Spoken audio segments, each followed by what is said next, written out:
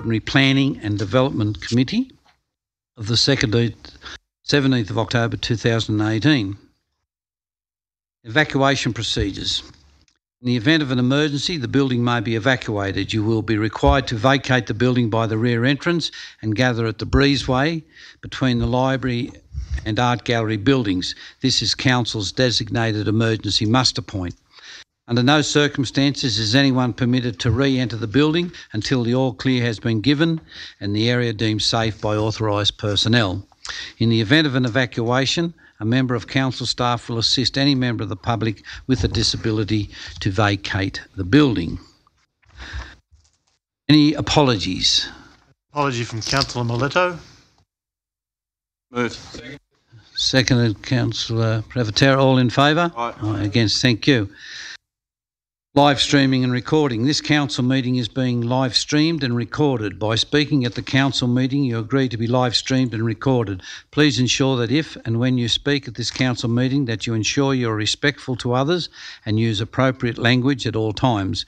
Orange City Council accepts no liability for any defamatory or offensive remarks or gestures made during the course of this council meeting. A recording will be made for administrative purposes and will be available to all councillors. I'd like to acknowledge the Wiradjuri people who are the traditional custodians of the land. I would also like to pay respect to the elders both past and present of the Wiradjuri nation and extend that respect to other Aboriginal Australians who are present. Does any councillor wish to declare any conflicts of interest in any matter for consideration at the council meeting? Yeah, Mr. Mayor. Item 2.1.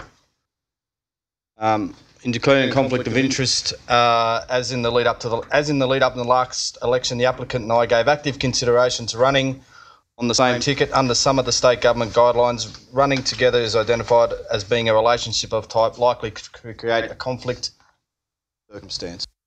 Thank you very much, Councillor Hamling. There are no late items. There are no mayoral minutes, and the council meeting now adjourns for the conduct of the open forum. Now for the open forum, I have opened the envelopes, so they'll come as they are. They're now in special order. Our first speaker will be Olivia Lee from Courthouse Byng Street, Orange, and the organisation is the Local Court of New South Wales Department of Justice. Thank you. Good evening. I'm just here to put forward some comments in relation to the development at 245 Lords Place, which is the building next door to the courthouse. The only comment I wish to make are neutral in nature.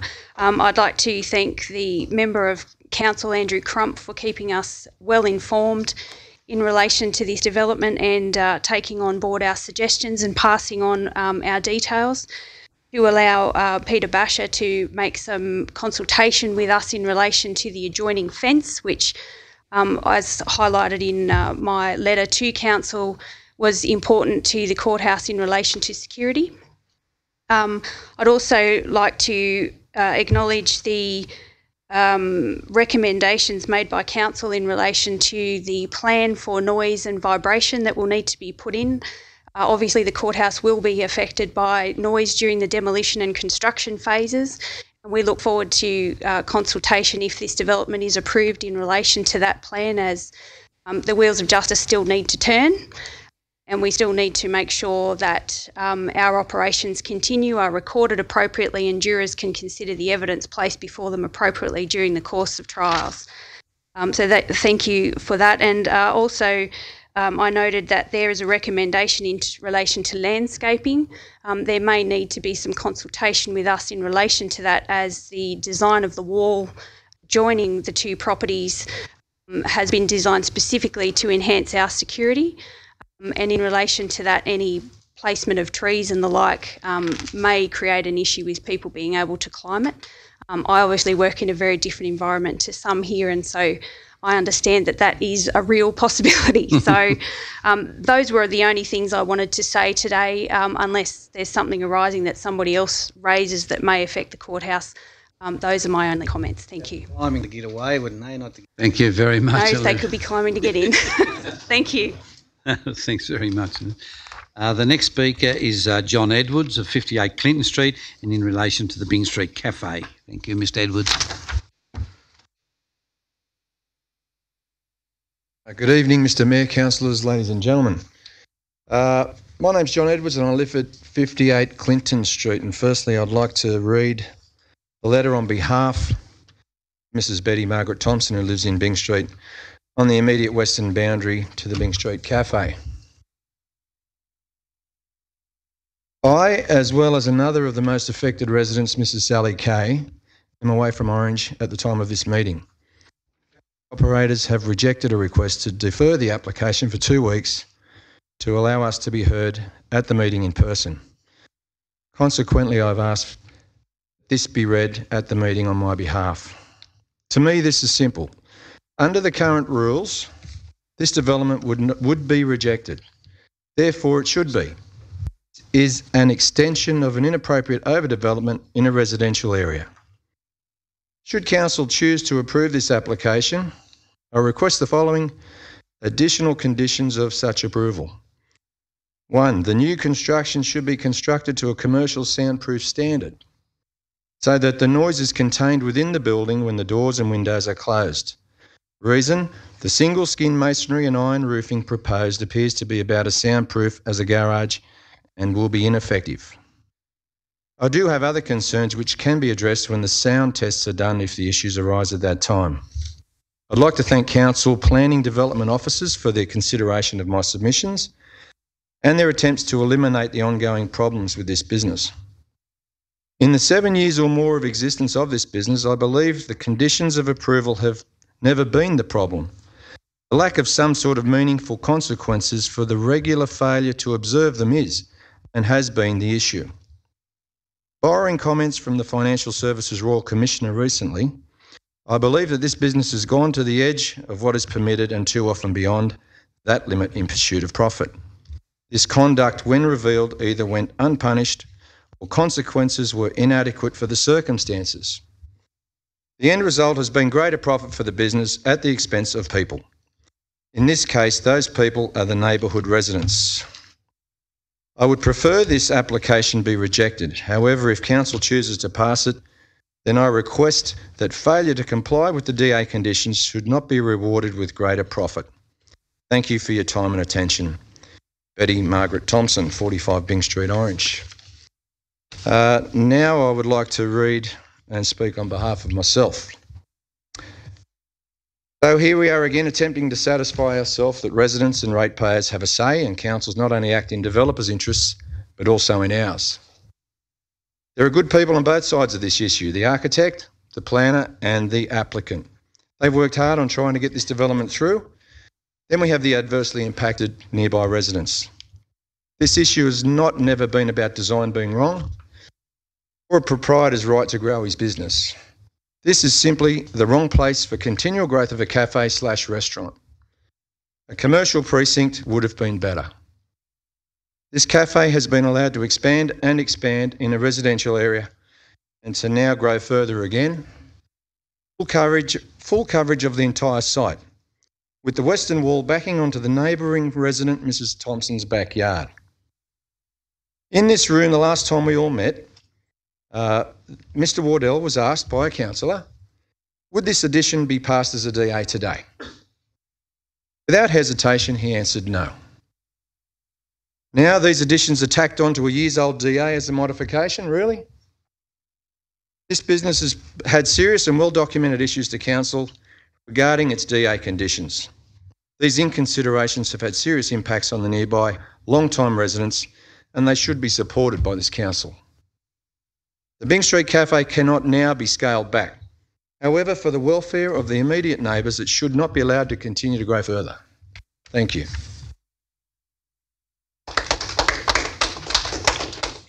Good.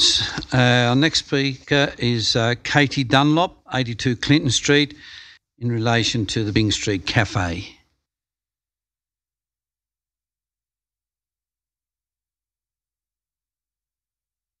Good evening, Mr Mayor, councillors, ladies and gentlemen. The current DA you are considering for Byng Street Cafe, in terms of design, is, in my eyes, much improved from previous versions that were lodged by the applicant. We have you to thank for that after your decision to defer the DA last year resulted in more modifications and consultation with local residents.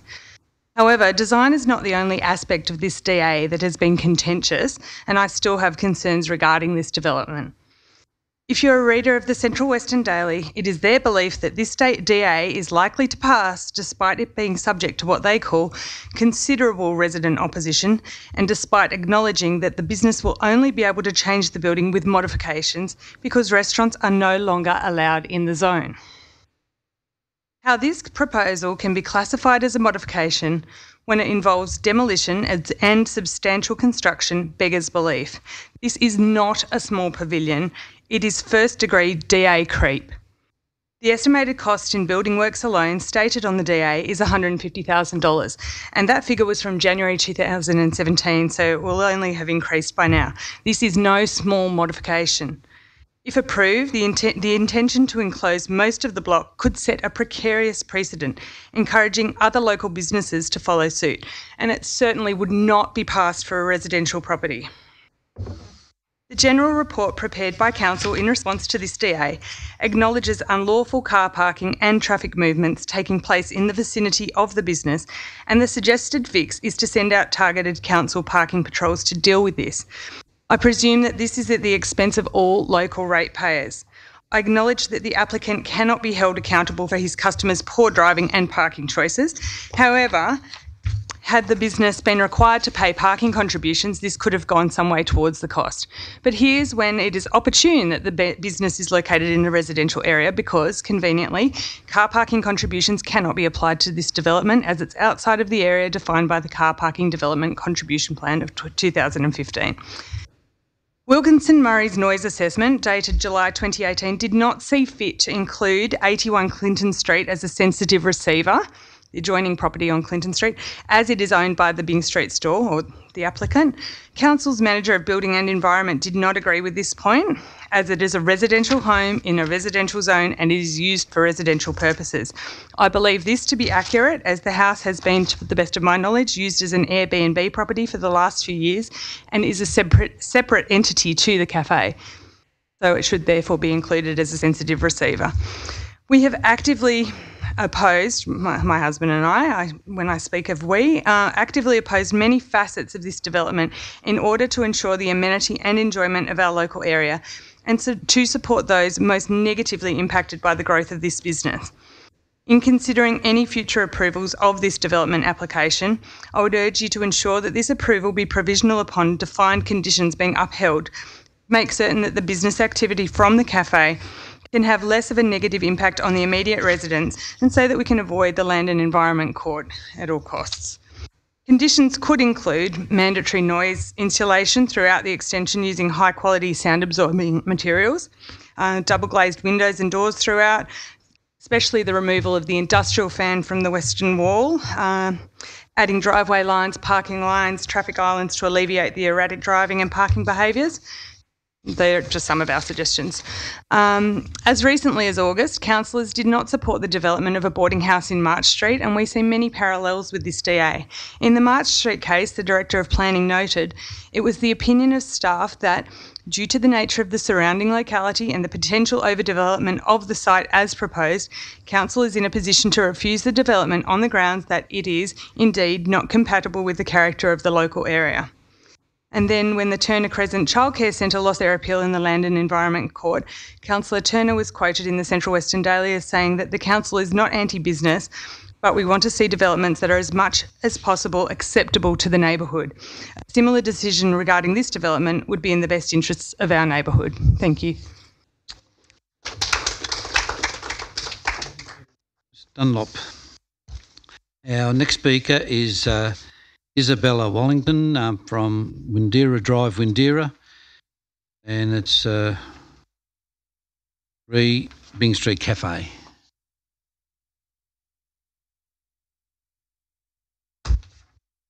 Mr Mayor, councillors, good evening.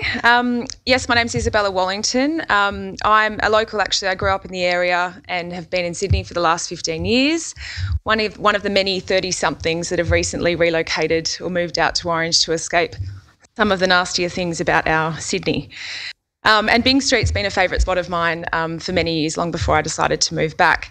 So I wanted to take the opportunity this evening to speak about things that people like me really value about Byng Street and the things that we think that it brings to the town. One of those that I think is really important to mention at the beginning is the $1.2 million in salaries that Byng Street pays out into the community. It's very important to understand that that's a really significant contribution that a small business is making to this community. Importantly also, this is a business that for the last 7 years has been open 7 days a week. They've provided a place for people to go on public holidays, on Sundays, 7 days a week. And that's no small feat for a small business in a town like this to be able to come up with a sustainable business model to enable that. It brings to Orange a really fantastic, vibrant cafe culture that we really value, that people who've moved here recently, like me, and people who've lived here for a long time, direct people to. It's something that we enjoy with our friends, with our families and with visitors. And this is a view that is shared, it's not mine alone. All you need to do is look at TripAdvisor and see that people are voting with their feet. Byng Street Cafe has maintained a #1 or top few rating in TripAdvisor for a long time. And that's really significant. That means that people are saying that Byng Street is the #1 thing, the #1 place that they want to go to and that they would recommend to their friends and to strangers alike. The other thing that's really significant is that recently in the Virgin In Flight magazine, Byng Street's been mentioned. And I understand that that's independently and will also be the case in the Qantas magazine soon. That's a really significant thing for the town, for domestic tourism here. And with domestic tourism, overnight domestic tourism in the Central West contributing $1 billion last financial year, and over 48% of those people saying that the #1 activity that they experienced in the Central West was eating out at a local cafe. It's really important that Orange supports businesses like that. We need a piece of that pie. And this is particularly important in today's environment, with small towns doing it tough in the drought and with migration to cities for work. Byng Street offers a positive beacon and shines a light on a little city like ours, and how towns like ours can survive and flourish through providing high quality services and experience to people from the bigger cities. Things that people like me and locals alike are looking for. Thank you. Thank you, Ms Wellington. Thank you. Our next speaker is Mr Tom Messenger, and it's in relation to 47 Byng Street.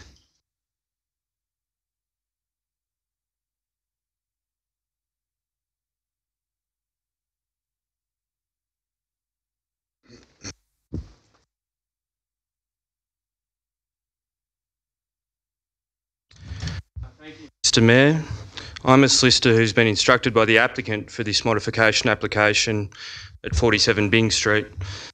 I thank councillors for the opportunity to address you.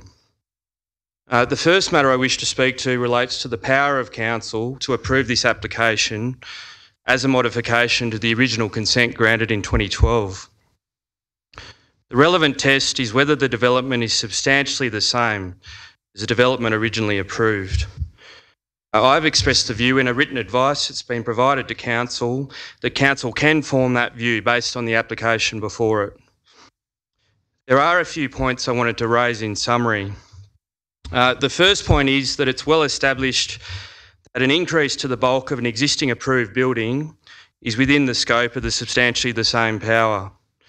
There are numerous court decisions in which the court has approved comparable additions and variations to buildings. I've listed some of my examples in the advice to council, but they include increases to an approved building of floor space of 10% and height of 4.5 metres. That's the first example. The second is the addition of a 4-storey to a 3-storey development, despite that increase resulting in breaches of controls. Now, care needs to be taken here by council because each application has to be considered on its own merits. But what the court decisions make clear is that subject to a planning assessment, substantially the same power has been exercised to increase the size of existing buildings, as is the case with the existing application. It's also clear from court judgments that the substantially the same power can be exercised even when there is some increase in bulk and scale associated with the development, and even if there are adverse impacts or resulting breaches in controls. The courts have said that the interpretation of the power should be beneficially construed in favour of an applicant. The second point I wanted to make is that council is required to consider both quantitative and qualitative considerations in assessing that question. When I say quantitative, I mean numerical aspects, and in that regard, most aspects have not changed from the original approval. In that respect, there is no change to the seating capacity, and the area available for dining remains approximately the same. The major quantitative change is the enclosure of the rear dining area and the size of associated structures. A change to a structure is not to be considered in a vacuum. That single change has to be considered in the qualitative context. And when I say qualitative, I mean primarily with consideration to the impacts associated with the amendment. All of the qualified planners' opinions before the council this evening conclude that there will be little or no impacts in terms of traffic, parking, overshadowing or visual privacy. There are also likely to be improvements in terms of noise and acoustic privacy. In that regard, I would refer councillors to the planning assessment conducted by both the council staff and by Mr Basher for the applicant. As to visual impacts of the addition, the view of the qualified planners and the heritage consultant of council is that the impacts will be acceptable having regard to streetscape character and heritage. The third point I wanted to raise are some principles that I often consider which make it easier to assess the question. One of them is that the question is whether the proposed modification would essentially or materially have the same essence. The second is whether the original consent is altered without radical transformation. Now, I would submit that in applying those principles, or those two principles, to the overall assessment, the council could readily conclude that the substantially the same requirement is satisfied. The final matter I wanted to raise, councillors, is a separate issue, and it relates to the concerns raised in submissions about alleged breaches of conditions of consent. And it is true that council is the correct forum for raising those concerns, and it's of course council's role to investigate them. However, for the purposes of the assessment of the application, they are not relevant on a merits assessment. And in that regard, I'd flag to councillors the numerous references in the council assessment report regarding the relevance of those comments, particularly on pages 30 and 36. Council staff can correctly consider that those concerns are not relevant in the assessment of this application. It's established law that it is irrelevant to consider whether a present operator has in the past used land unlawfully or whether they are likely to do so in the future. In assessing the application, it is necessary to assume that any conditions of consent will be complied with. In conclusion, councillors, I'd like to thank you for the opportunity to address you. I also express my agreement to the comprehensive report prepared by the council staff and the legal consideration contained in that report. Thank you. Thank you, Mr Messenger. Our next speaker is Mr Peter Basher, and that's DA 445, 47 Byng Street.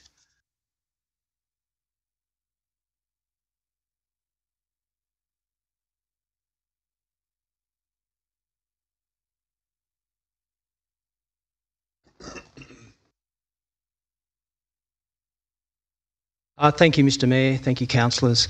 I'm here to speak on the application for 47 Byng Street. The council report is very thorough and recommends approval. In the few minutes that I have, I would just like to make some points to further support the application. As council would be aware, an earlier version of this application was presented to the Planning Committee in December last year with a recommendation for approval. However, opposition to that earlier design was quite obvious, and council resolved to defer a decision pending further discussion with the applicant and objectors. Consequently, a design workshop was held in May this year. It was attended by the applicant, objectors, council staff and some some councillors. The council report shows how the design has transitioned from a contemporary design to a now more traditional and sympathetic design. This was achieved as a result of the design workshop, which has been a worthwhile process. Sorry about this, councillors. Many of the design concerns that were raised by objectors have now been addressed. In particular, the bifold doors that were proposed to open onto. Oh, this thing's doing. Can you hear me? Okay. The bifold doors. Peter, can you hear up the back? Okay. All right. Thank you. Okay, so I was just saying that many of the design concerns that were raised by objectors have now been addressed. In particular, the bifold doors that were proposed to open onto Clinton Street have now been removed. The design has been amended so that there are no openable windows on three sides of the building. The only ones that do open are those that face the street, and these, along with the other windows in the building, must be closed after 6 p.m. And the concern about the open area outside the existing toilets has been addressed by fully enclosing that area. The objectors expressed their concerns about the coffee window. However, the coffee window is not a new element. It exists due to previous approvals and is only being relocated slightly as part of this application or this modification. Some objectors believe that the design is inconsistent with Council's infill policy. With respect, we don't agree. The heritage aspects of the development have been thoroughly assessed and accepted by Council's heritage advisor and planning staff, and in this regard I'd refer you to the remarks on page 26 of the Council report. And just as a final point on the effectiveness of the design workshop, we note that the number of objections has been greatly reduced from some 27 submissions to about 7 or 8. This is a reasonable indication that some ground has been made to address the concerns of the objectors. To the question, is this a modification? Mr Messenger has explained that to you, but there is no doubt that this application can be dealt with as an application. In saying this, Council should be aware that the applicant obtained a legal opinion which said as much when the application was first made in December 2016. Council has also obtained their own legal advice throughout this process confirming that a modification was appropriate, and to be fully satisfied, the applicant obtained further legal advice from Mr Messenger, which again confirmed that it is open to Council to determine the application under section 4.55 of the Act. The test under the Act is that a development as modified should substantially be the same as the development that was originally approved. Based on the legal advices plus the supporting information, Council staff have concluded that the application satisfies the test, hence the recommendation for approval. In meeting the test, Council staff at page 17 of the report have accepted that the modification does not change the use itself or its nature or intensity. The modification is essentially to cover the existing outdoor seating area. The modification does not generate additional noise impacts and may in fact result in an overall improvement. In addition to Council's reasons, we would also add the following: that the modification does not increase the originally approved seating numbers, it does not change the hours of operation, and it does not generate an additional demand for parking. Yes, the removal of the tree and the change in building appearance are appreciable, but these changes are not so significant as to cause the application to fail the test. I also note that some of the objectors are concerned that the enclosure of the outdoor seating area will lead to increased usage of the premises. This is true, however, the potential impacts remain acceptable because there is no increase in the capacity of the premises, and the original assessment of the development was based on maximum usage in any case. This position is reinforced in the Council report at page 31. In regard to noise, a noise assessment has been prepared and concludes that compliance can be achieved. The findings of the noise assessment will also be reinforced by additional conditions of consent recommended by Council staff. I just want to turn to the ongoing operation and then I'll finish. The objections have been made about the operation of the business relating to traffic, parking, patron behaviour, non-compliances and the like. With all due respect, and as Mr Messenger has pointed out, these objections cannot be used as a reason to reject the application. This is also reinforced in the Council report, where it continually states that these matters are outside the scope of the modification. Notwithstanding, councillors will note that the draft approval includes condition number 11, which requires the applicant to amend the current plan of management to to more rigorously address concerns in regard to noise, litter, fumes, unlawful parking and so on. Also, a further noise assessment will be required within 3 to 6 months of the premises being occupied. So the result is that the business will now be subject to a tighter regime of controls and plan of management, in our view, and without dismissing the concerns of this may go some way to address the issues raised by the objectors. Once again, councillors, thank you for the opportunity to speak. Thanks, Mr Basher. Our next speaker is Jacinta Milne, and it regards Byng Street local store. Good evening, Mr Mayor and councillors. Thank you for deferring the previous application and to Paul Johnston and Kelly Walker in the professional way they mediated the design workshop. As a consequence, the building proposed tonight is more sensitively designed for the heritage conservation area. We are told this development meets the criteria as a modification of the original 2012 DA. Apparently, this application could not go through as a new DA because restaurants are no longer allowed in a residential zone. Current planning laws recognise that this is the wrong development in the wrong area. Reports tabled tonight argue this development application meets the criteria of being substantially the same as the original 2012 DA because it will remain a 69-seat restaurant with the same intensity, trading hours and usage. The new structure is repeatedly described as a pavilion. I looked up several definitions of a pavilion and they all describe it similarly as a light, more or less open structure for the purposes of shelter, as in a park. This proposed structure, however, is a fully enclosed building extension with walls and windows and doors and flooring. This pavilion doesn't sit within a garden, it completely replaces it. In fact, with this structure, there will be literally no outdoor area at all. Surely this cannot be a pavilion. My youngest son, Hamish, loves to tell me that he is my favourite child. He repeats it constantly, stating it as a fact. We often laugh that Hamish figures that if he says it enough, and we all begin to believe it, and then it becomes true. I feel this pavilion phrase is the same. If the developer says it enough times, then council will believe it to be true. I'm concerned because the description of pavilion forms part of all legal opinions supporting the modification argument.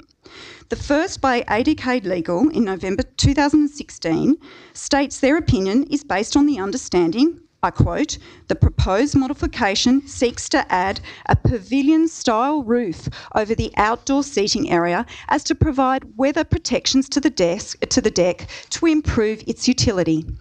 And, quote, the incorporation of a pavilion-style roof merely expands on the existing outdoor dining provided under consent. In October this year, a second legal opinion was arranged by the developer. In the report from Messenger and Messenger solicitors, the application is again described as, quote, a pavilion structure covering an approved existing outdoor eating area. Look, it is understandable that the developer asks their chosen legal counsel to provide written opinion that supports their case. It's like a debating team being given the affirmative position on a subject. The council requested legal advice in March 2017. In our opinion, we feel that the solicitor was briefed on confirming the development as a valid modification, rather than asking, more openly, for a balanced, independent overall assessment. The Crennan legal report begins, quote, we have been asked to advise whether the above qualifies as a modification under section 96, unquote. And again, the building structure is described as a pavilion, forming part of the argument. Quote, the qualitative comparison involves the examination of impacts of the use with the erection of a roof over an outdoor area. In May 2018, 15 neighbours sent a group letter asking council to seek independent legal opinion with the brief of asking which alternative has most legal weight, whether the proposal was substantially the same or whether a new DA should have been submitted. Despite our letter, there seems to have been no independent legal advice sought. Surely advice would have been helpful and informative as much to the council as to you councillors and as well as to the community. There is much additional evidence to challenge the tests that make this modification substantially the same. This application expands the floor space of Byng Street Local Store by 88 square metres, or 49% of its current floor space. The proposed extension is a significant increase in the cost of the building works. The original DA is costed at $20,000, but this modification is noted at costing $150,000. This proposed extension will replace all open space on the block in breach of provisions of DCP 7.7 to 16. It is not a cover over an outdoor area. The increase in interior seating will lead to increased patronage over the course of a year. The applicant has admitted that increased patronage during the winter months was his intention. In a CWD article on the 5th of December 2017, the applicant is quoted as saying, quote, "When it's raining, we can only fit 35 people, and winter in Orange is quite long, so it's going to improve our facility." There is a noted shortfall of 21 parking spaces for this business. An increase of patronage during winter and the resumption of the takeaway window will further increase local traffic problems. These arguments are surely worthy of legal consideration. Seeking a legal opinion for the purpose of a balanced perspective would have provided all of us clarity and closure. But now, unfortunately, we've been put in a position where, as a group of concerned neighbours, we must consider seeking legal advice with a view of taking this to the Land and Environment Court. Ultimately, councillors, I ask you to please thoughtfully and sensitively consider that these are our homes near this business. Any approval must be conditional that noise insulation and double glazed doors and windows are required.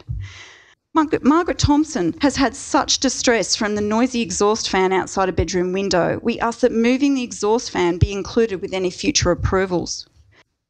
This business is excluded from paying parking contributions, but is it possible council can enforce parking lines and traffic islands as conditions for approval? The immediate neighbours have had continuous problems with early opening hours, 7 days a week, including long weekends. Can opening hours be reviewed? Ray Cox has felt tortured by the 5 a.m. milk truck beeping at reverses to unload. His words to me were, "Why does the milk truck have to come at 5 a.m. when the cafe doesn't open until 7? Margaret Thompson has the early arrival of the pole pull truck, disturbing her sleep to empty the restaurant's grease traps. Surely these supply trucks and trade vehicles should arrive after trading hours commence for the business. Please. Ms Mill, I'll just have to get an extension move. Councillor Monro, second. Councillor Nugent, all in favour? Thank you. One line, it just right, says, please put yourselves in our shoes when you make this decision. Thank you very much. Oh, yes. Thanks, Mr Mill.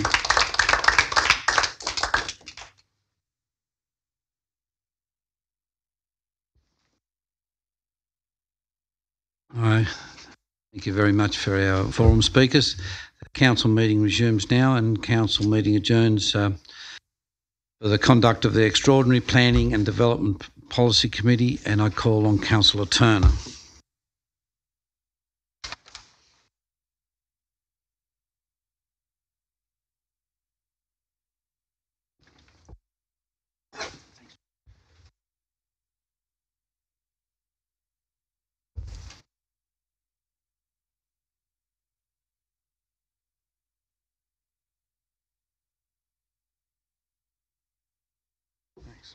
All right, thank you, Mr Mayor. Pleasure opening planning and development meeting at 20 to 8. And Councillor Hamling has declared an interest in 2.1. Are there any other declarations of interest?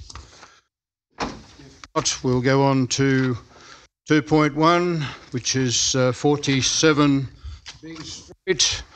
And I would like to move the recommendation with some variations or amendments that Councillor Duffy will enlarge on at the moment now, and if accepted, it will become the motion. Thank you, Mr Chairman. I wanted to see the amendments made to approve the recommendation, as you've just said, but with all windows and doors double glazed, and relocate the kitchen extraction fan to lessen the impact on the neighbour. Speaking about Mrs. Thompson.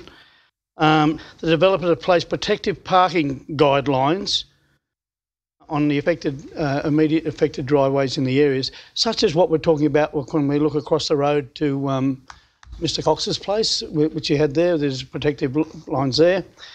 And also, I would like to see council provide a performance report on what's actually happening. We've seen some other things there, but I want to address some of those things. But I've also got a question before of the director as regards to the noise. I have noise as an issue, but I think it's addressed in the conditions of consent. I'm happy to second the motion as well. Goodall. Indeed, we've got Mr. Hodges here. Soundproofing. So what I'm hearing is that your motion will include double glazing be used in all external glazing and doors. Did you also include Mrs. Dunlop's request for construction materials as well in that? I just want to get this wording right. Otherwise, Mr. Hodges is here to talk about noise. Wilkinson Murray did an assessment for the applicant, and maybe Mr. Hodges could give us a quick summary of how that all fell out. Mr. Hodges. Get my head around, Mr. Chair, what the question was. Yes, firstly, go back to the fan itself, the exhaust fan that was talked about.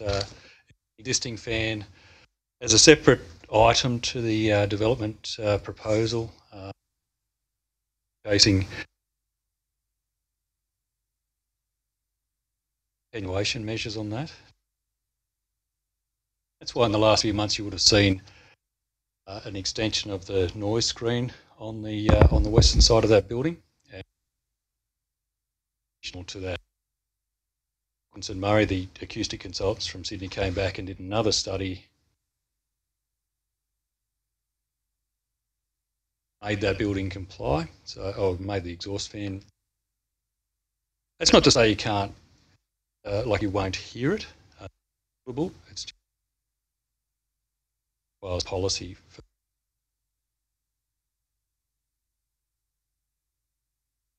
So it's technically compliant as it is. Amendment or the motion with the additional of places to relocate the exhaust fan would assist in reducing that further. The other options that come in through when they're looking at that about how else the noise. Technically, it's. I think, Mr. Hodges, it's fair to say the assessment proved that the development as proposed, the modification, would comply with requisite policy.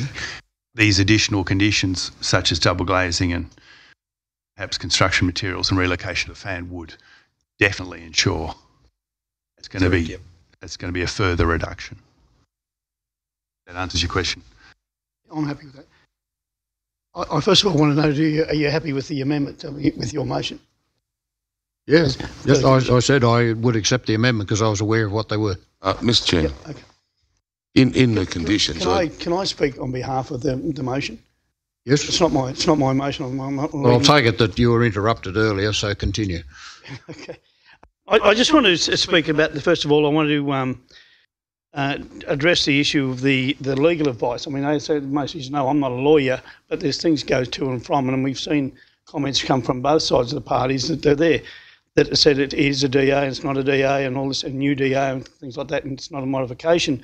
But I want to go to the situation of which I think all of the objectors and the applicants addressed and congratulated the staff on, and I want to do that too, was the design workshop that we had. Because if you go to page 7, you'll see something totally different. I clearly remember Councillor Taylor in the chamber saying, how in the hell did we even approve that in the first place, or get to that picture in the first place? Or the first one, when you come right down to the bottom one on page 7, it is a new looking building which does suit, and you can live with that in the area as far as the heritage issues goes. I think that to me is a big step forward. The other issues is I'm worried about the compliance. I think if the developer has shown genuine good faith in making this decision, I think he will stick to those plans. I do believe that I think some of the other issues that we spoke about, the earlier pickups, which one of the objectors spoke about, will be addressed, because I'm pretty sure he wants the business to continue. And I'm pretty sure that every councillor in this room, if these laws aren't kept, we will deal with it fairly severely. I just feel there's been a total change in the chamber as regards to the way we have been consulting with the applicants and the objectors. I think it's been a very fresh air. Sorry. I want to go back to just to make sure that I've covered the comments on the amendments, and that is protective parking. I think, and I forgot to ask, Mr. Chairman, I forgot to ask the Mayor to allow to me address the issue of parking. I do know that there's a parking space on the southern side, right on the corner of Clinton Street and Byng Street. It shouldn't be there. It should go back to the tree, and I'm pretty sure council might address that issue when having further discussions with the developer. I think guidelines are probably a way to go, and I think we've had situations before where people have parked in driveways and they've been booked, and I think we'll see a good result there, because that won't happen too long, and I think that needs to be enforced on a regular basis. And the kitchen exhaust fan, it can be relocated, and that is a huge plus for for Mrs. Thompson, and the double glazing for the wards. And I think from memory, I think it's a discussion someone had with the developer. He was quite happy to double glaze the doors and windows. So I think it's what we've seen is going to be an absolute win-win for everyone. A win for council, a win for the developer, and a win for the objectors. And that's what it is, without even going anywhere near a courthouse, because we don't know where we're going to finish up with those things.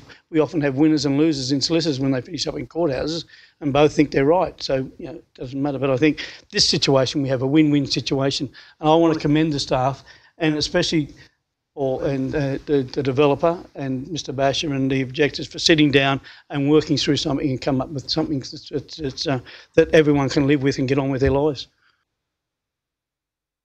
Any other speakers? I know a number of us have been up there. Councillor Taylor.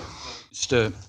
Chairman, yeah, look, a couple of things. I think one thing we need to realise here, and I'm an awful long way, and Councillor Duffy is correct, but I questioned how the original development came to us. But I think the one thing we need to realise here, too, residential area, and it's been an established business, has affected. That's adding to the angst of the residents. Certainly, it would be a major contributor. I think everyone in the process of ending this development application should be congratulated on how far we've gone, and certainly credit to everyone involved as far as the application being sympathetic to the heritage area there, and there are some quite significant conditions there. But there have been parking problems, there have been noise problems, there have been problems with the operating hours. That's why I think a lot of the residents are concerned that it's only going to exacerbate those problems. So I would really, I'll support the application, but the fact of the matter is I am still concerned about their concern. I would hope, strongly urge that the proponent work with the neighbourhood to address those issues, not only issues that might be generated by the extension of this business, but also the ongoing issues that have probably existed there for quite some time. They are ongoing. We know they are. The residents the lives have been disturbed. I've read the whole report. I mean, I see where the residents have put photos where their cars have been affected by the outputs from the business, and that would be something that would be, extremely concerning to a lot of people. And I've always taken the view is look at all applications wherever they are and put yourself in this. People who have to live with those particular developments. So I just really appeal strongly to the proponent to work with the residents in the area to address their concerns. I think Councillor Duffy's amendments have gone a long way towards it. I must, Mr. Chairman, be out of concern, I suppose, for council from a perspective of the point that Mrs. Milne raised as far as classification of a pavilion. It does concern me from a legal perspective. I'm not going to go into the argument whether it's a modification or whether it's a new development application. I think that argument is been had, but the fact of the matter is, that point does concern me, whether that does present a problem from a legal perspective, council, if it does go forward. Now, the approval, as I said earlier, I'll support the application and hope and pray that the proponent respect the lifestyles and the amenity of the neighbourhood and residents there. But that pavilion interpretation does concern me if there are any challenges to this approval, if it does in fact go through tonight. I'd like to ask Mr. Waddell, and Mrs. Milne did point out that there was some legal, there's been a legal interpretation there, but I mean, are we covered? I mean, as far as that's concerned, I mean, I know the Crennan report and so forth says that things are fine, but just Mrs. Milne pointed out, maybe it's totally an independent assessment of that needs to be conducted. Is that a concern? Because if it is a concern, face a challenge in the Land Environment Court, it could end up. I'm not in the business of costing the ratepayers of this city substantial amounts of money in the land. Mr. Chair, so 2 points there, and Mr. Johnson will assist. The pavilion point, what is being sought approval for tonight is not a pavilion in terms of a legal use term. No, there's no term in the LEP that is pavilion. This is an extension to a building. Pavilion point, you can rest assured, is not something you should be concerned about. This is an extension. You can see what it looks like. It is not a term. Pavilion is not a term that we use in planning. I would say in this case it's a description of this pavilion style extension. The second point about independent legal advice, I guess my job and our job is to make sure that council is not in a position where they would be making an invalid consent if you were to approve this tonight. That's my job. We have taken legal advice of our own to protect the ratepayers' interests. The staff are satisfied, manager, that this can be taken and as a modification. If you want a session on the technicalities of that to protect our interests, if this ever did go to court, nuts and bolts of that.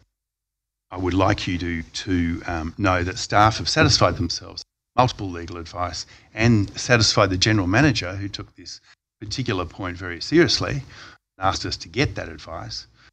We are in a position now where we're satisfied. Yeah, just finishing, Mr. Chairman, I'll just finish quickly on this. We've all dealt with, and particularly some of us here that have been here for a substantial time, always dealt with businesses that go into particular areas, and we have speakers that indicate, look, they think that there's going to be all sorts of disasters occur if there's an approval given, and a lot of times they're totally unsubstantiated. In this case, what you've got is you've got a business that's already established there. There have been some issues with the residents, and the residents have outlined them very succinctly. So what I'm saying to my fellow councillors is, when we are approving this, and I again appeal to the proponent, please take them into account, because that's why I'm supporting the development application tonight, is because I'm trusting the proponent will work closely with those residents who have been affected. That's unambiguous over the years, unambiguous, parking and noise and such. So I would like to think tonight we're putting our faith in the proponent. I congratulate them on their changes they've made to this DA. They have been substantial, as has been pointed out, the number of submissions that are here against it. But I'm just pleading to say, please take this as an opportunity to maybe heal the old wounds and address a lot of the issues that the residents up there and opponents to this development have put forward. Thank you, Councillor Taylor. I'm sure with the proponent being in the chamber tonight, he'll be taking your concerns on board. Well, we've put forward our trust, Mr. Chairman. Councillor Whitten. Thank you, Mr. Chairman. I concur with the speakers tonight. I'll be supporting the application, but I would like to say to councillors that even though we deferred this application, we did so, and what we have done is improve the outcome for the residents. It's not going to be the ultimate outcome that they want, but at least we have got an outcome with conditions that will make building more amenable to that precinct, and some conditions on there that are going to assist the closer neighbourhood.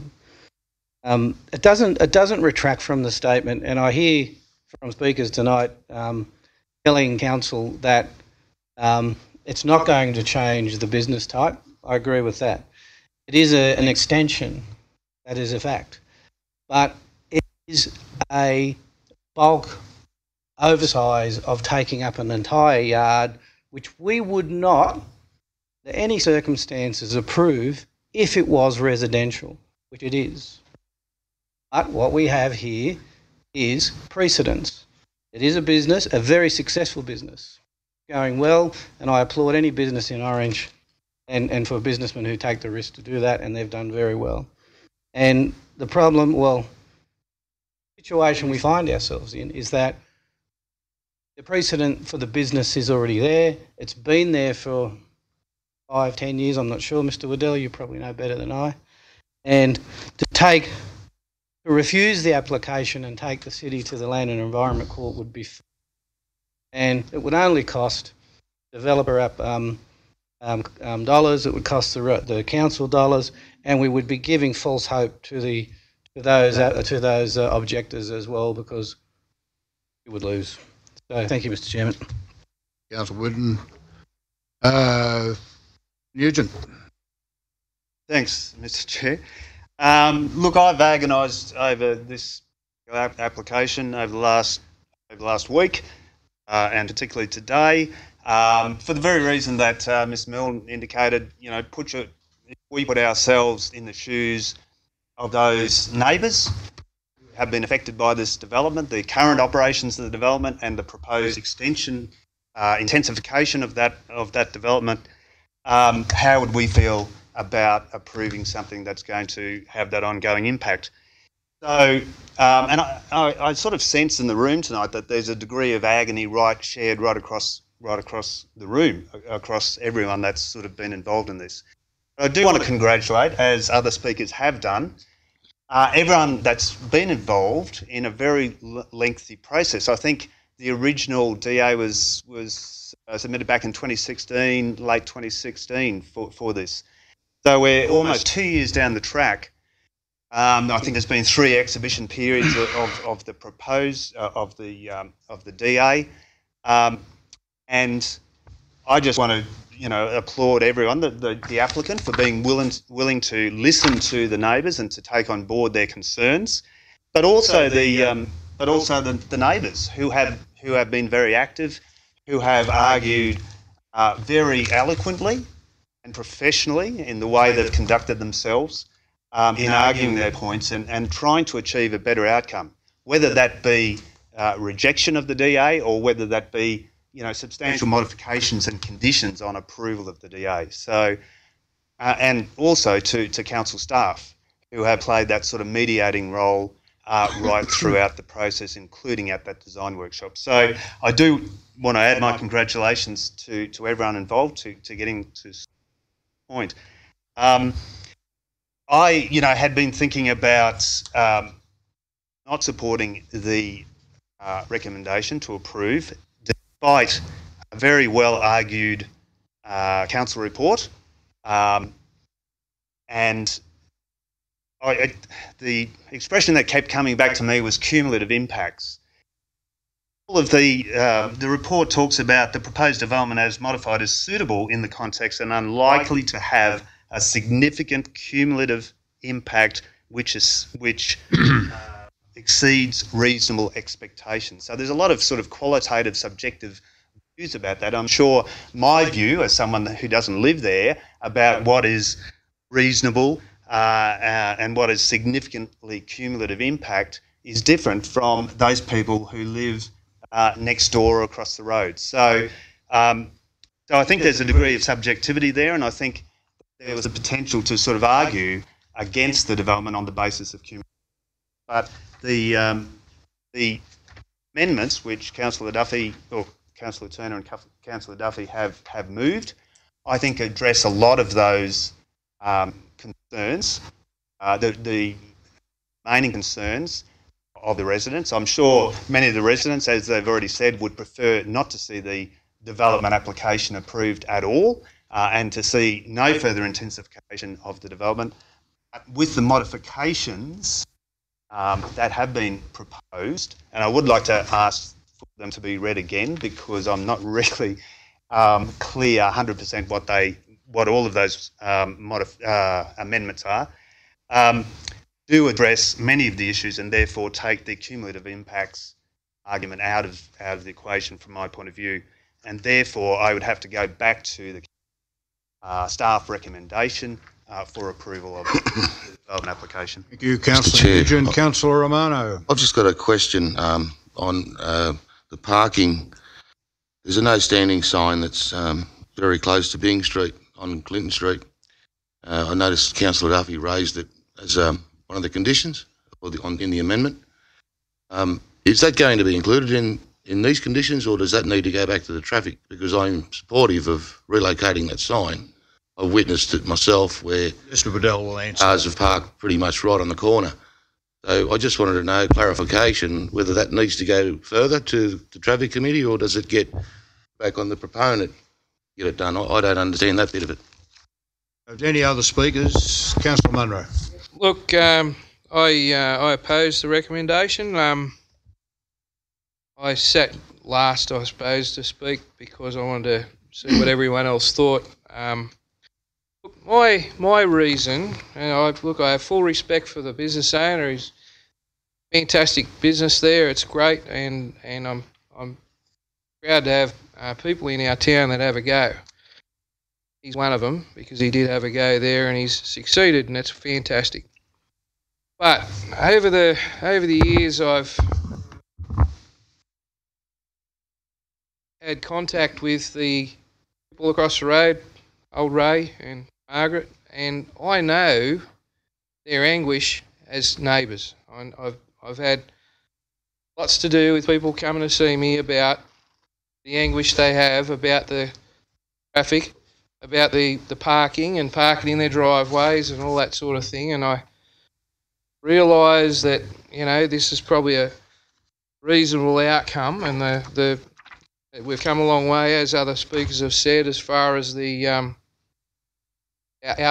look of it opposed to the last design. But I know, as a businessman myself, if you're going to expand your business, you don't do it for nothing. You want to put more people into it, and that's fine.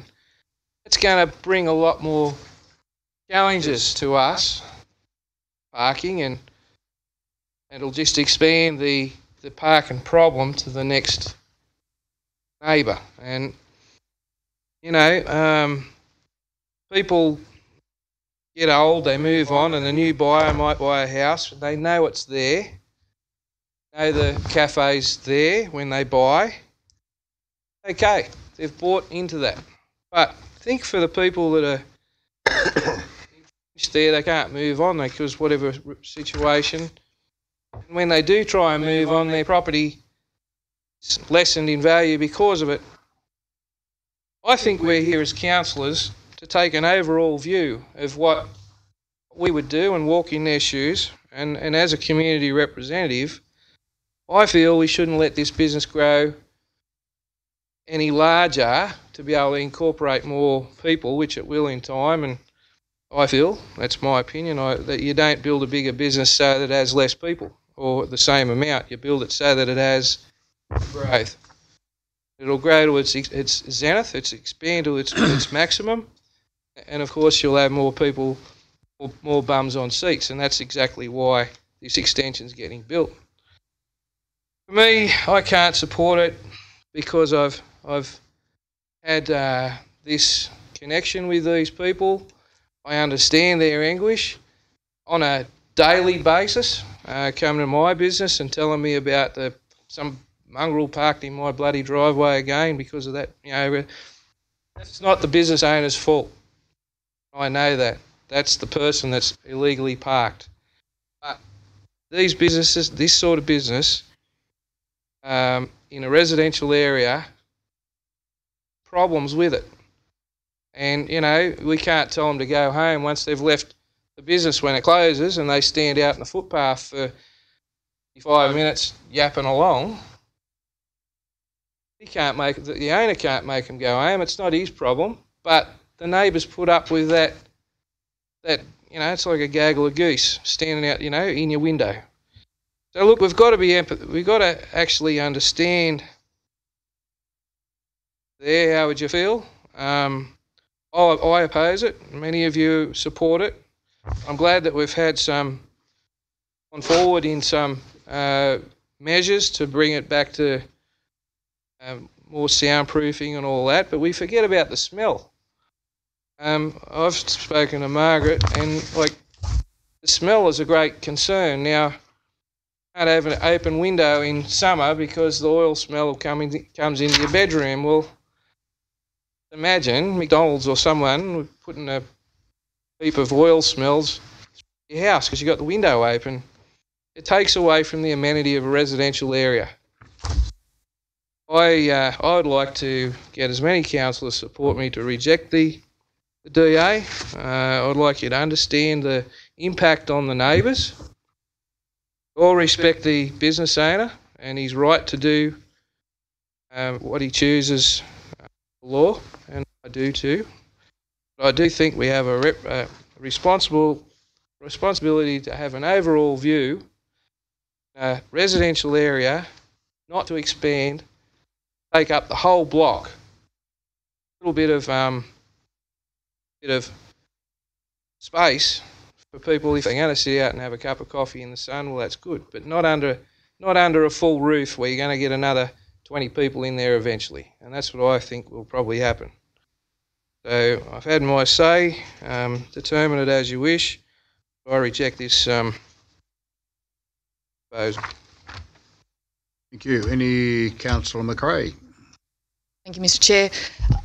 I actually will be echoing some of the same sentiments of Councillor Munro, but I will be supporting the recommendation with the amendments. Like Councillor Munro, I have concerns about why a business owner would spend $150,000 if they're not going to see an increase in numbers, and the conditions clearly state that the number of seats will stay the same, 69 patrons at a time. We'll have no increase in the trading hours.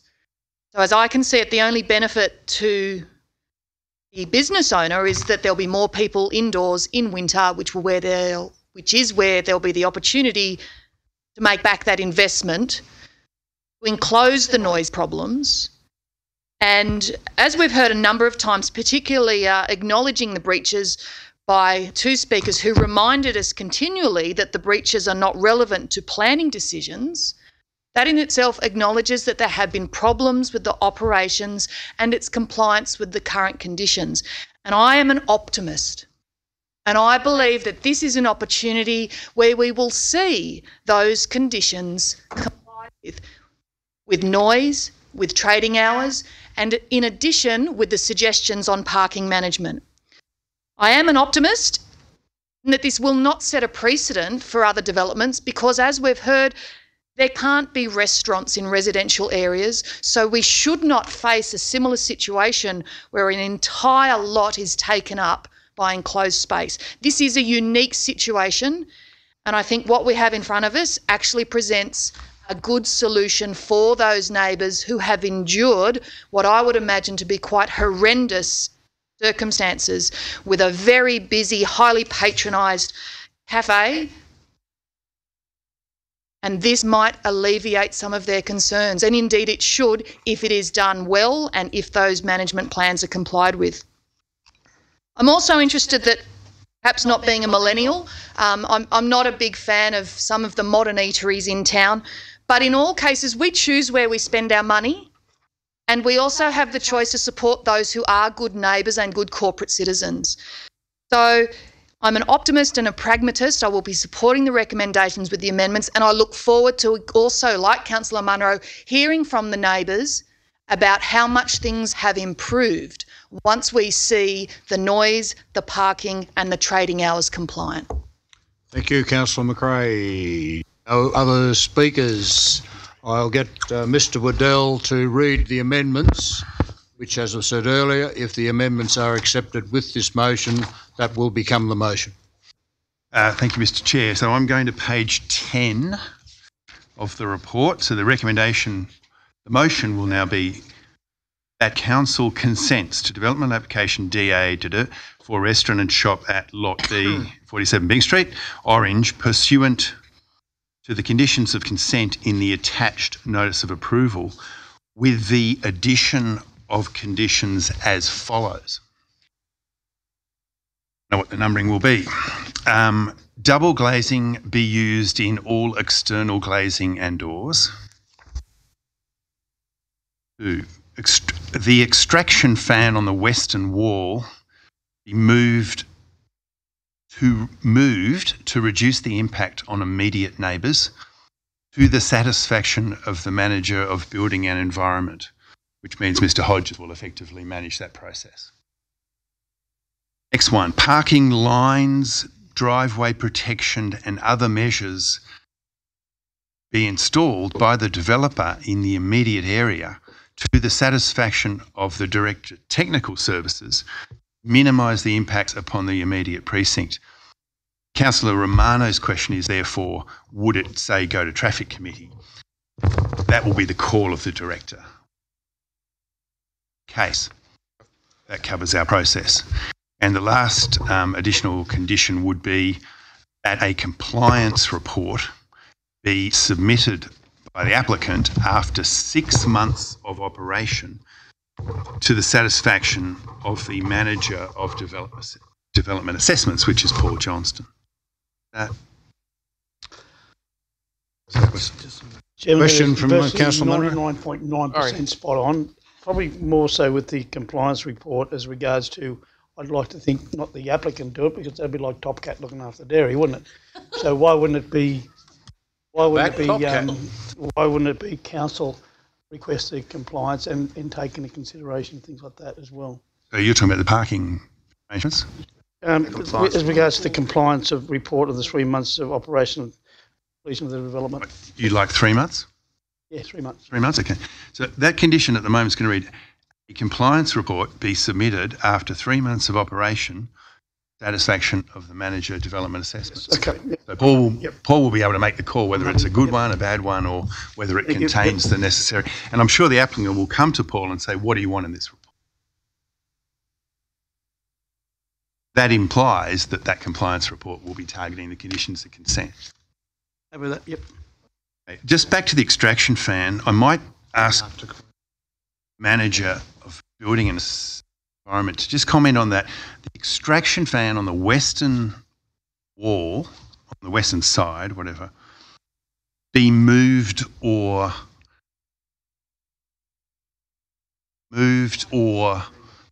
is there a better way of saying mitigated or soundproofed? Improved, perhaps? Through you, Mr Chair, you could condition it to say additional attenuation measures be installed.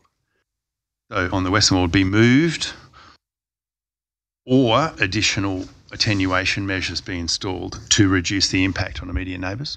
That gives you latitude to work with the developer and the neighbours. Okay. Question, there's already a compliance recommended. If you go to page 29, there's item 1 in that, mentions the compliance.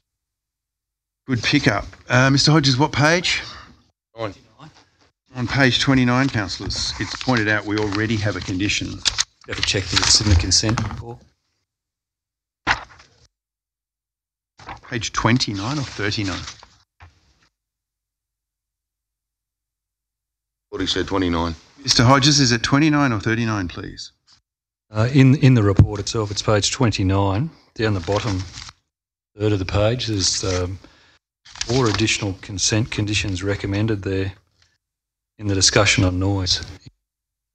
First one, number 1, is an assessment of the development in terms of noise shall be verified through testing. Oh, yeah, but I would argue, councillors, that Mr Hodges is right, but this compliance report that Councillor Duffy is asking for is not just noise. This is all conditions of consent. So I think the developer, in fact, will have to do both. They'll have to do the noise compliance report and a general compliance report. Mr Waddell, the compliance, the noise... Councillor Munro's got a question. Sorry, Councillor Munro. I want to ask, okay, one of the main things for the main neighbour right next door, Margaret, is smell. If we upgrade, which I hope we can, this action fan, we have some sort of understanding there will be 0 smells. Be a building and environment issue, Mr Hodges. What's the current situation on odours there? The extraction fan serves that purpose? Councillor. Mr Chair, we could look at that as a separate item, similar to what we did with the extraction fan noise, where it's just a matter of pollution investigation, so being odour. Mitigating the smell makes a massive difference to that neighbour. We can wrap and that. there are options you can do with. Take that into account. Councillor Kidd. Can I just ask a question, and it relates back to this fan?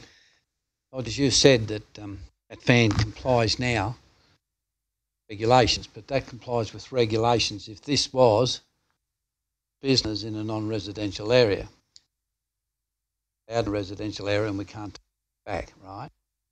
So I think this really needs looking at. I am quite sure there are ways now to get an extraction fan positioned in a different position that would not have the noise, and then secondly, address the issue Councillor Munro brought up about the smell, because I think that is a really important issue. There's an elderly lady who's been there a long time and it's very, very close, and I think this is something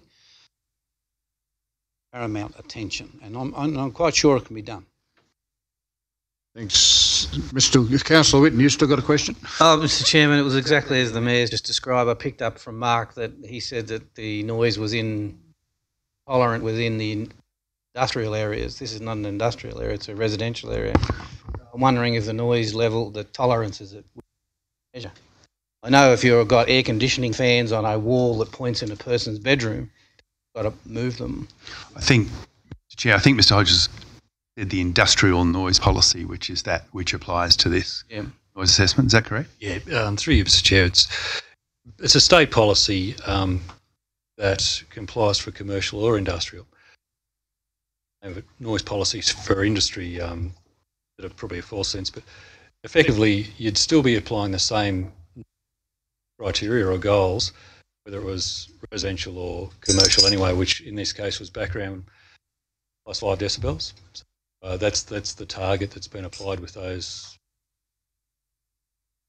The most previous report from Wilkinson Murray showed it was less than background plus 5.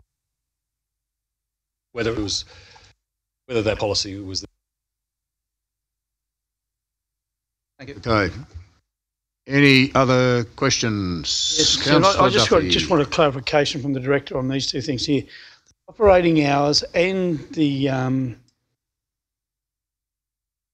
was interrupted by the Mayor. The operating hours and those are already approved under the previous DA. Is that correct? Yeah, and I think we can't. It was the operating hours and there was something else, but I think and the smell was all those things have already been approved with compliance levels with the EPA and all those things at the previous DA. Would that be correct? That's correct. I mean, there's a subtle planning. They've got to come back with reports. Indeed, absolutely. Yeah, if these conditions go through, absolutely. Fair enough. Yep. Okay, there's no further discussion. You're all clear on what the amendments are? Mr. Motion? Yeah, this is the motion.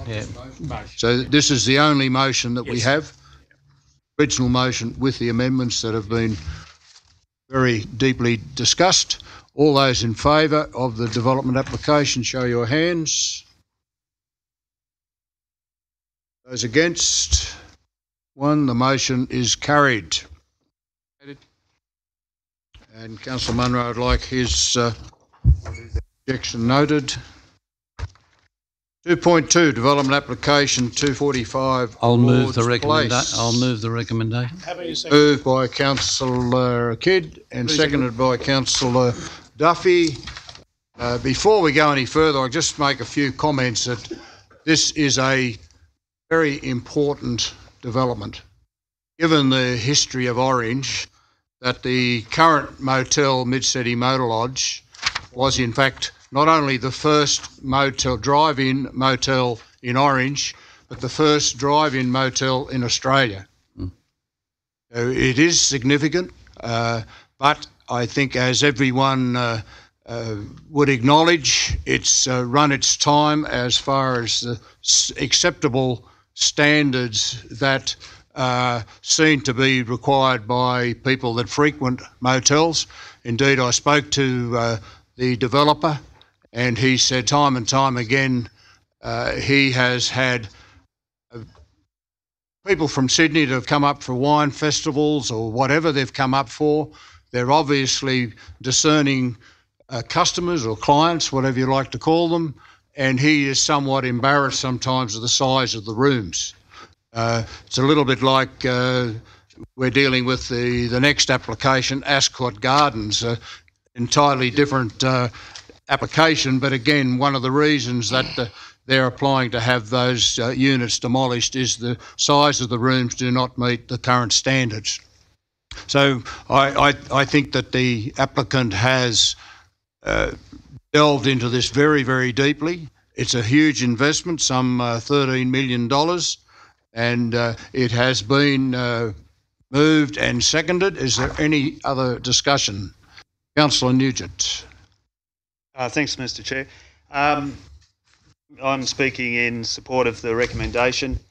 I think this is another, good outcome after a prolonged period of negotiation. When you look at the design as it has changed, and some of the submitters have, including Mr. Greer, have indicated that the design has significantly improved over time, and I think it does visually to my eye.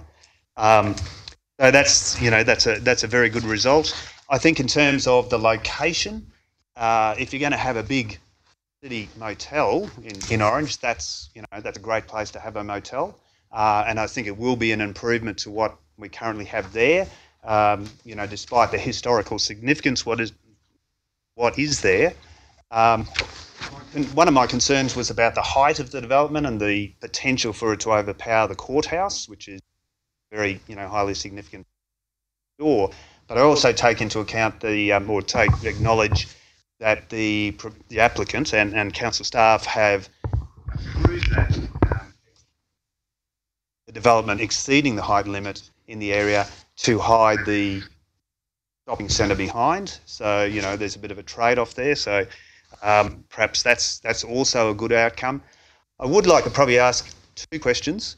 One is in relation to the heritage of the existing building. I think there's a comment in there about, and sorry, I can't actually locate it at the moment, but about doing something to preserve or acknowledge the history of the existing development. I just wanted to ask what that might entail, what that would actually look like. Would that be a display in the foyer of the new building, or would it be, some sort of information resource that would be available? So just a question about that. Also a question about the precedent, or if there is any precedent set by allowing this development to exceed the height limit that's specified in the DCP. Yep. With the assistance of Mr. Johnson, on page 273, councillors, to answer Councillor Nugent's first question, condition 4 asks for a heritage interpretation plan. So that'll be where that it's a heritage interpretation plan. Shall be prepared by suitably qualified heritage consultants. There's guidelines for this stuff: murals, memory boards, interpretive signs. and that is typically given to us, and we work at the History Society, the library, bring that stuff into. Okay, thank you. Well, there's also just can point out on condition 22 it required a full heritage archival recording of the existing motel to be provided, and that documentation we can work with the applicant. Also, records kept in the library, and we keep an archival record. A lot of that sort of stuff may be able to be with the applicant as well. Mr. Chair, the second part was the question of the height. Would it set a precedent? Was that was the question? Yeah, well, that was basically it. No. There's a process for council staff allowing or assessing a clause 4.6, and there's a process you go through. There's reasons, there's tests you have to go through. The applicant's been through the ringer on this one, and as you say, there's a compromise. There's height being allowed to get it away from the courtroom. Covering of the existing supermarket is also another bonus. So balance and using that test is how we do it. The next development that comes along, same test. It will be assessed on its own merits, which... Exactly. And just in addition to your comments regarding the heritage, the building I found out today was actually constructed in 1957. And the principal owners were Mr. and Mrs. Mal Middleton and Mr. and Mrs. Hugh McCarran and a couple of other minor investors.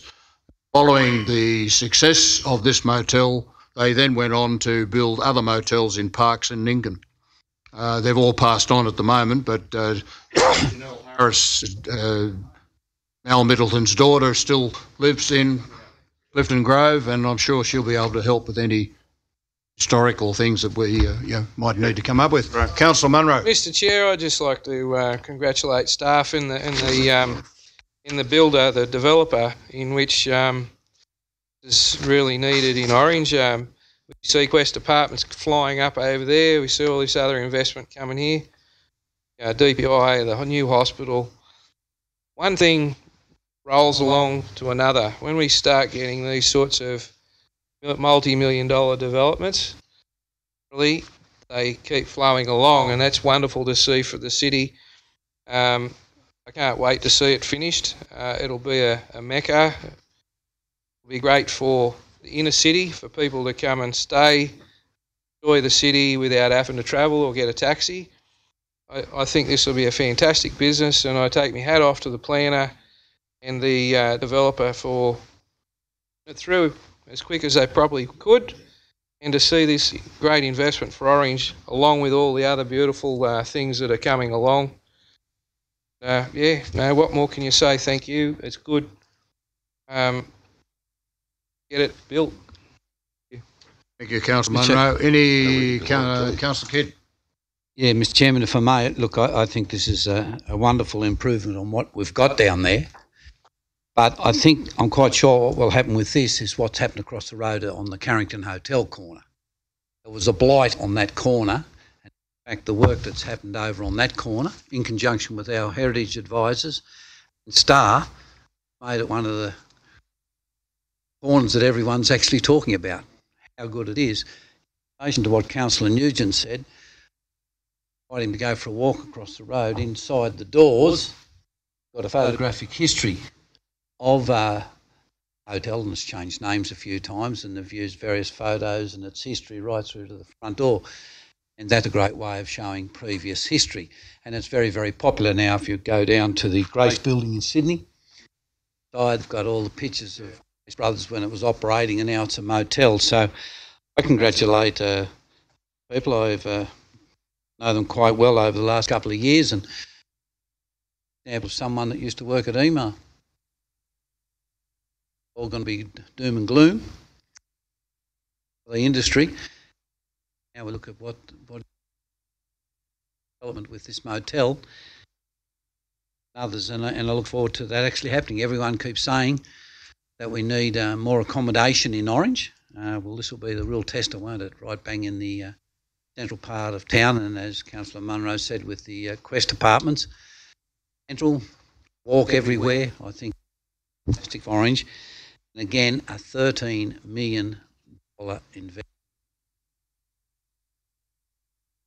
Councillor Duffy. Yeah, thank you, Mr. Chairman. I just want to go back and thank the, not the objector, but the speaker that spoke to council staff and congratulated on working with, I make mention of Andrew Crump, that I'd like the director to express my support for him, because he obviously worked very well with the neighbours there in the courthouse there to come up with something that they're all addressing their issues. And I think that's, as I said a bit earlier on, that to me, there is a change within this council in regards to the way we've been consulting with objectors and developers, what's been happening. And I think it's a huge plus. But the thing is I like about it is that it's going to be a setback a little bit, so it's not going to detract from the courthouse or anything like that, which is substantial from what we're looking at. But there is going to come a day where we're going to have to address the issue where we're going to have to let them go higher. Any development is going to go higher in some certain areas, especially up the top end of Summer Street. So I think we've got to address that sooner or later. Yeah, could I partially comment on that, and if I could, on Mr. Crump, and congratulate Mr. Crump also on this report as a staff member who works for me, but more importantly, he graduated last week in his Master of Heritage. And he's a real asset to this council, and I think that's a good investment by council, helping him get through that course. Yeah. Now, can I move then, perhaps, that council write a letter to Mr. Crump, congratulating him first on getting his masters. I'll happily second that. Yeah, I'll second that. You're the DA first, Mr. Chair. Any other comments on this one? I will move the motion. All those in favour? Aye. Unanimous. We'll move on to the next one. 2.3, I understand, has been withdrawn. I'd ask the acting GM, Mr. Greenham, to make a comment. Through the chair, item 2.3 is withdrawn while we seek advice on the apparent change in access to the neighbouring properties of the proposed service station at Lucknow. If you turn to page of the report, really shows some painted medians there that may or may not affect the access into those neighbouring properties. We just want to get some comments on those. Okay, if everyone agrees to that, we will move on to 2.4, the recommendation on page 445. Happy to move it, Mr. Chairman. Occupancy moved by Councillor Munro, seconded by Councillor Romano. Any comment? Chairman, I was in Brisbane just recently, and I happened to be up there, and there's one of these things which was in a place that my son was looking at buying, and was in a suburb called Wollongabba, and it was and it worked quite well up there. So I think I can't see any reason why it works here. Well, it won't work here. One's in Brisbane, one's in Orange. Okay, any other comments? All those in favour? Aye. Against, carried. 2.5, which is Astle House. Recommendation on page 501. Councillor Hamling, seconded Councillor Kidd. Yeah, yes, Mr. Chairman, I just want to ask the Director of, or the Acting General Manager to, can we address the issue of footpaths with that as regards to a contribution, looking at mainly Ulver Street between Nile and Autumn?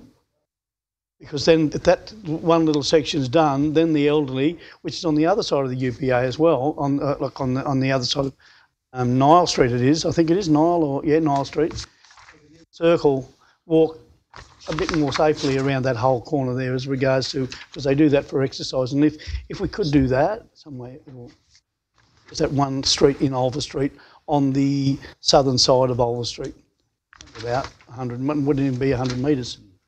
I think it would be good for everyone, to it'd be a good result for the elderly to be able to walk there in safety in that time. I have spoken to the members there that have requested something similar. The residents there, they do have a number of circular paths that they can walk quite safely. My question, Mr. General Manager. Yes. My question is, can we make the developer or council do that section of footpath? Yes, you can certainly condition a developer to do that. Through Mr. Chair. From Mr. Goodell. I just need to be careful here. My mother is in that facility. I just want that noted. I think we would possibly take that on notice and this be determined in its current state, and that would, I think it might, without a Section 94 plan, including those footpaths, I think we might be grey area there. Okay. I'm happy Other with than that, a direct condition. But I do expect something to happen about that footpath. Whether that be, so we might take that on notice as a comment on a footpath. We've done an exceptional job on the southern side of March Street, on the northern side of March Street, and on the other part of it, which is just first he made it a full square. Yeah. But this part actually needs to be done. But just to be clear, The my elderly get their concern would be the nexus between the people using the footpath and this development alone. So if we could take that on notice as a footpath question and just leave this as is, that would. You're happy with that, Councillor Duffy? Deal for DA as it is.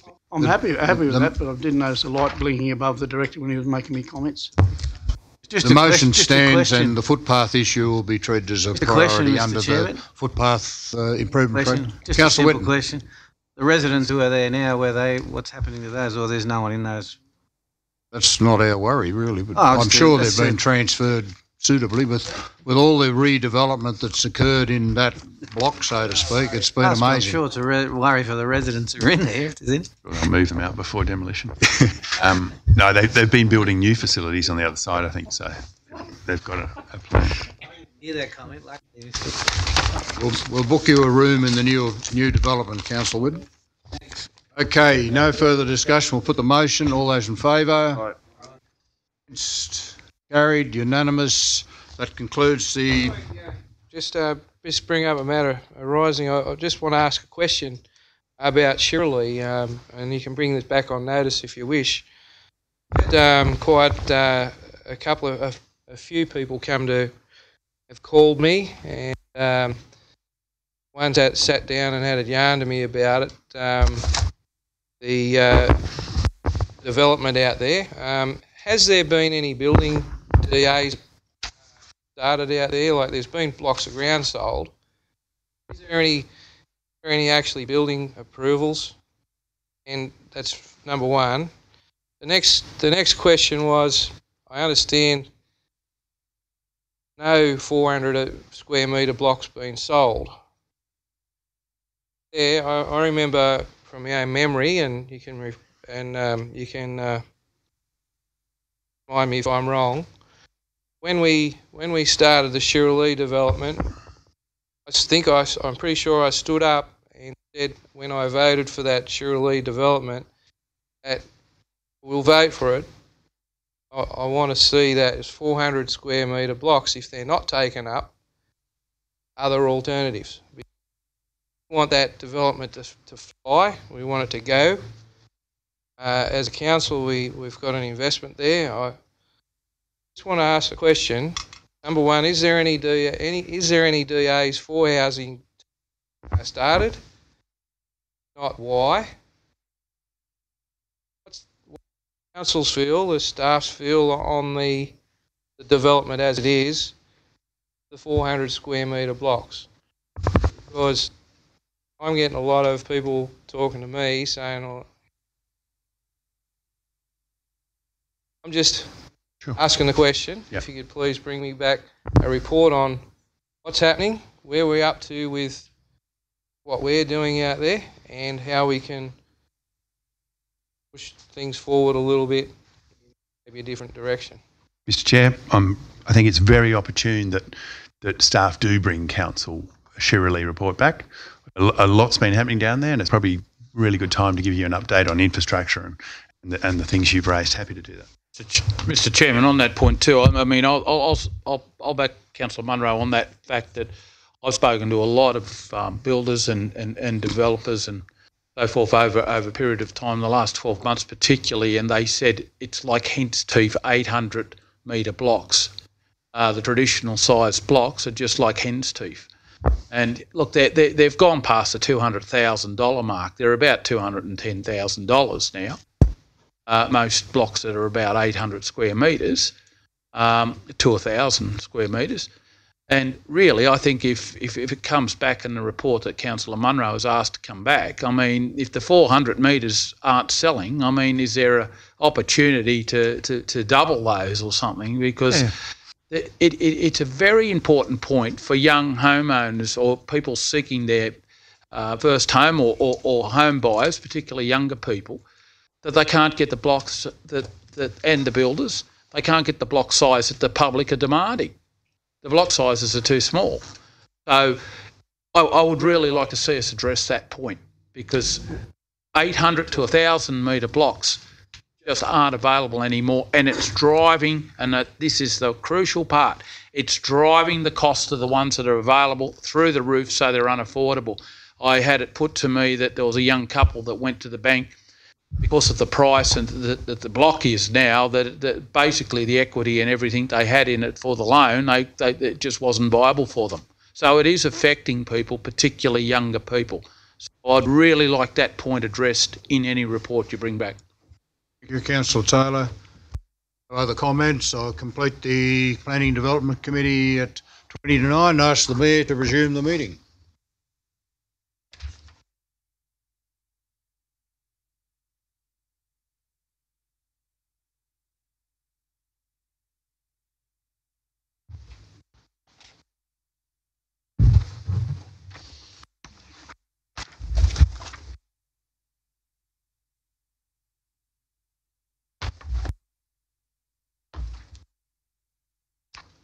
Council will now move into a closed meeting. The Acting General Manager will advise the Council if any written submissions have been received relating to any item advertised for consideration by a closed meeting of Orange City Council. No written submissions have been made. Extend an invitation to any member of the public present at the meeting to make a representation to Council as to whether the meeting should be closed for a particular item.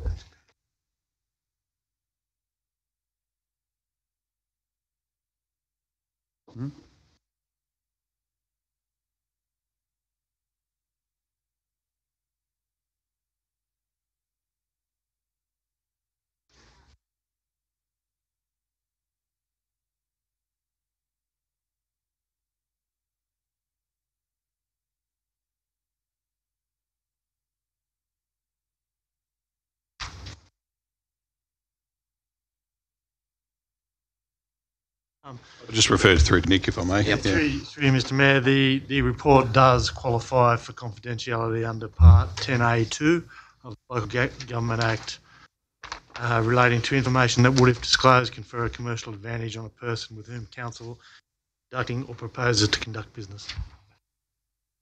Mr Mayor, through you, would be, as is a practice, I know Ms Pinsky usually comes in for the recommendations. It's got the blocks identified in the recommendation.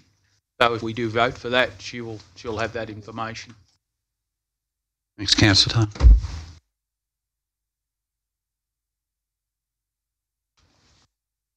In accordance with the Local Government Act 1993 and the Local Government General Regulation 2005, in the opinion of the General Manager, the following business of a kind referred to in Section 10A2 of the Act and should be dealt with in a confidential session of the Council meeting closed to the press and to the public. The item to be considered enclosed is 2.1 industrial lands.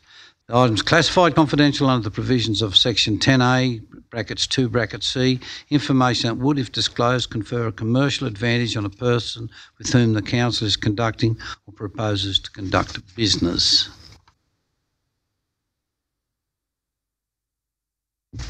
And the reason for the confidentiality, the item is classified confidential under the provisions of Section 10A2C, information that would, if disclosed, under commercial advantage on a person which the Council is conducting the business. Thank you. Do we have a seconder? Sorry, Councillor Munro.